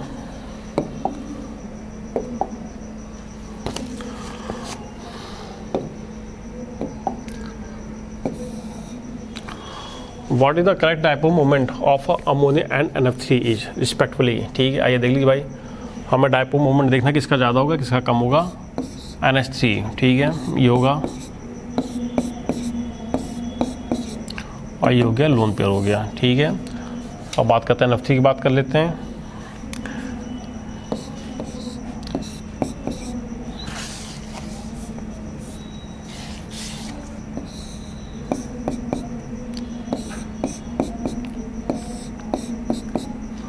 ये हो गया इसका लोन पेयर हो गया, ठीक है। आइए देखिए यहाँ पे क्या होगा, जो पोलर बॉन्ड होगा प्लस टू माइनस चलेगा ना, तो ये भी क्या हो गया प्लस टू माइनस और प्लस टू माइनस, ठीक है। यहाँ पे क्या हो गया प्लस टू माइनस हो गया, मतलब यहाँ पे चारों पोलर बॉन्ड एक ही डायरेक्शन में जा रहे हैं। यहाँ पे देखिए क्या होगा प्लस टू माइनस, ठीक है, ये हो गया प्लस टू माइनस, ये हो गया प्लस टू माइनस और ये हो गया प्लस टू माइनस, और यहाँ पे देखिए प्लस टू माइनस ये हो गया, मतलब यहाँ पे 3 पोलर बॉन्ड एक डायरेक्शन में जा रहा है और एक पोलर बॉन्ड अपोजिट डायरेक्शन में जा रहा है, ठीक है। यहाँ पे चारों पोलर बॉन्ड एक ही डायरेक्शन में जा रहा है, तो इसका डायपोल मोमेंट ज़्यादा होगा कंपेयर टू दिस, ठीक है। तो आंसर क्या हो जाएगा, फर्स्ट आंसर होगा, ठीक है। आइए आगे बढ़ते हैं।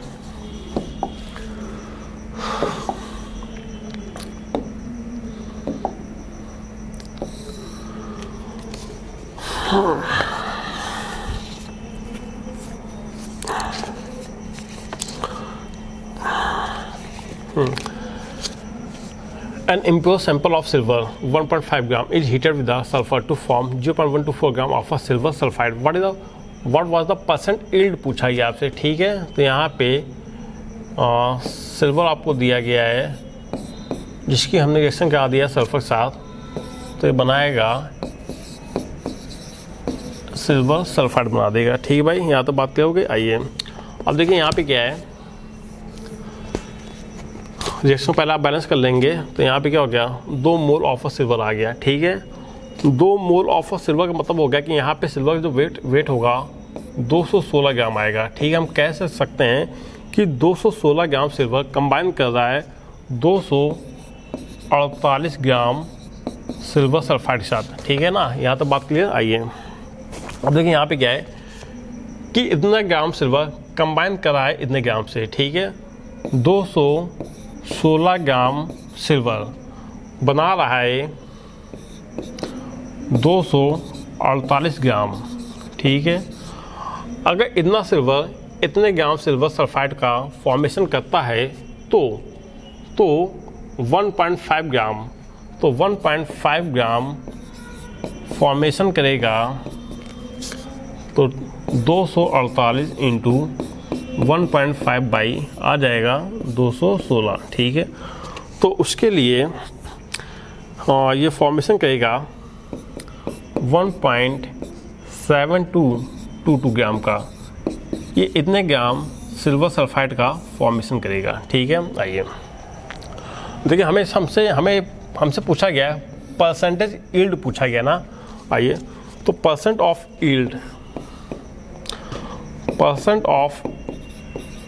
यील्ड निकालने के लिए हो जाएगा actual weight upon theoretical weight, ठीक है, इनटू 100 कर देंगे। आइए तो यहाँ पे आपने कितना निकाला 1.722 ग्राम निकाला ना, और यहाँ पे आपको दिया कितना गया था, यहाँ पे आपको दिया गया 0.124 दिया गया ना। हमें परसेंट ऑफ यील्ड किसकी निकालनी है, सिल्वर सल्फाइड की निकालनी है, ठीक है ना। तो एक्चुअल वेट आपको कितना दिया गया, एक्चुअल वेट हमें दिया गया 0.124 दिया गया है, और हमने यहाँ पे निकाला कितना है, यहाँ पे हमने निकाला 1.722 ग्राम निकाला है, ठीक है, इंटू 100 सॉल्व कर लेंगे तो यहाँ से आपकी परसेंटेज ऑफ यील्ड आ जाएगी, तकरीबन ये आएगी कितनी आएगी 1.7% समथिंग है ना। आइए आगे बढ़ते हैं।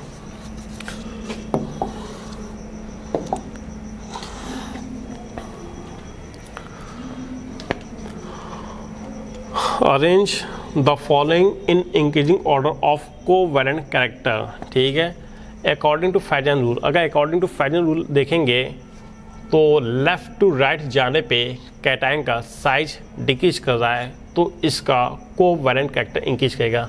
आंसर क्या हो गया, फर्स्ट आंसर हो जाएगा, ठीक है।